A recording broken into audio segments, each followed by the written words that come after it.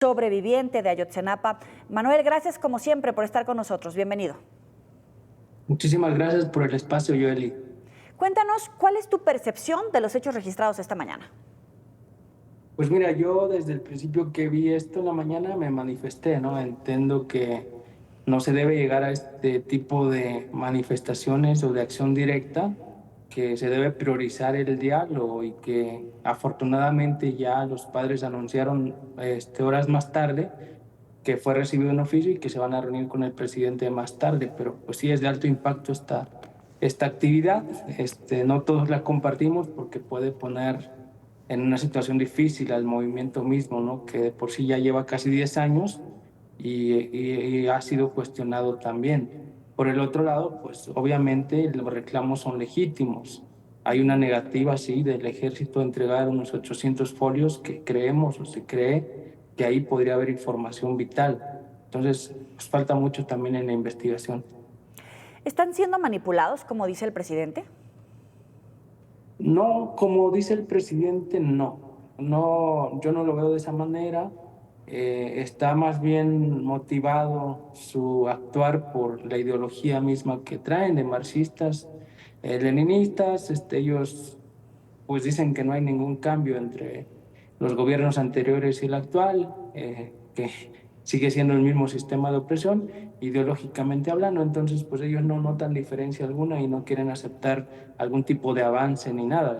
Equiparan al gobierno de Enrique Peña Nieto con el de el presidente López Obrador y pues, nosotros, algunos no lo vemos de esa manera. Por lo tanto, pues sí, no compartimos este tipo de actos. Claro. ¿Cuáles son las diferencias que tú, como sobreviviente de Ayotzinapa, ahora como diputado, como una persona que vive en carne propia 10 años de impunidad de los gobiernos que quieras, por incluso gente que estuvo involucrada en los hechos de Ayotzinapa y que han sido parte o están vinculados con el actual gobierno? ¿Cuáles son esas diferencias que tú observas? Pues las grandes diferencias son evidentes. La sensibilidad, las reuniones constantes y periódicas que tenían con el presidente, la no represión, la libertad absoluta para hacer todo tipo de manifestaciones, incluso esta de derribar una puerta del Palacio Nacional, cosa que no ha hecho ningún movimiento en muchísimos años. ¿No? Creo que no hay precedente en la historia. Y no encontrar policías ahí, eso es un claro ejemplo de que no se está utilizando la violencia en contra del movimiento, que se haya constituido una fiscalía especial, que se hayan tomado presos a muchas personas, que se avance y que el ejército mismo, elementos del ejército hoy estén ya casi condenados. Muchos están por recibir una condena, ¿no? Entonces yo creo que esas son las grandes diferencias. En aquel tiempo se encubría del todo a cualquier elemento del ejército. Entonces yo creo que Hoy esas no son las encubren a diferencias elementos del ejército. principales. ¿Perdón? Hoy no se encubre a elementos del ejército, porque también ha habido descontento desde Encinas. En tu caso también en algún momento planteaste tu opinión en ese sentido. Hay quejas de quienes reconocen el esfuerzo que ha hecho el gobierno del presidente López Obrador, pero también hay graves diferencias sobre el trato a un puñado de militares.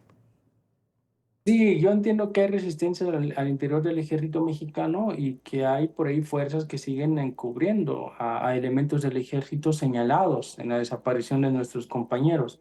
Por supuesto, esto no lo aprobamos viniendo de cualquier institución del Estado mexicano. Tampoco yo comparto que se generalice, nunca generalizamos, incluso desde aquel tiempo. O sea, nuestro señalamiento siempre fue contra elementos específicos del ejército mexicano y a esos queremos que se les investigue. Que estos grupos que se han dedicado durante décadas a desaparecer a líderes sociales, defensores del territorio, etcétera, pues esos sí tienen que ser eliminados ya del cuerpo del ejército porque ya no tienen justificación, ya no tienen razón de ser. ¿Cuál es tu mensaje para las aspirantes presidenciales, para Claudia Sheinbaum, por ejemplo, que tiene en su círculo cercano a Harfuch, de quien tú tienes una opinión, ha sido bastante claro, tanto de él como de otro puñado, ese puñado, esas especificaciones puntuales que has mencionado respecto al ejército? Pues mira, quien siga en la presidencia debe continuar con la investigación del caso Ayotzinapa y de otros miles de casos que hay en materia de desaparición forzada. Las personas que rodean a Claudia Sheinbaum o a Xóchitl Gálvez o a quien venga, tienen que ser personas muy sensibles frente a las familias de todas las latitudes de nuestro país, porque todos necesitamos justicia. Entonces, pues ese es el mensaje. Necesitamos equipos de fiscalías especiales, fiscales especiales, que se dediquen todo el sexenio, incluso más allá de un sexenio, porque no es posible que a la mitad los cambien o después de un año los cambien. Nosotros lo vivimos en carne propia. A cada cambio es ir a declarar nuevamente, es revictimizarnos. Necesitamos muchos cambios estructurales e institucionales también frente a los casos de violaciones graves de los derechos humanos en nuestro país. Manuel Vázquez Arellano, diputado federal por Morena, sobreviviente de Ayotzinapa, te apreciamos enormemente estos minutos para el auditorio de Mega Noticias. Gracias. Hasta luego. Vamos a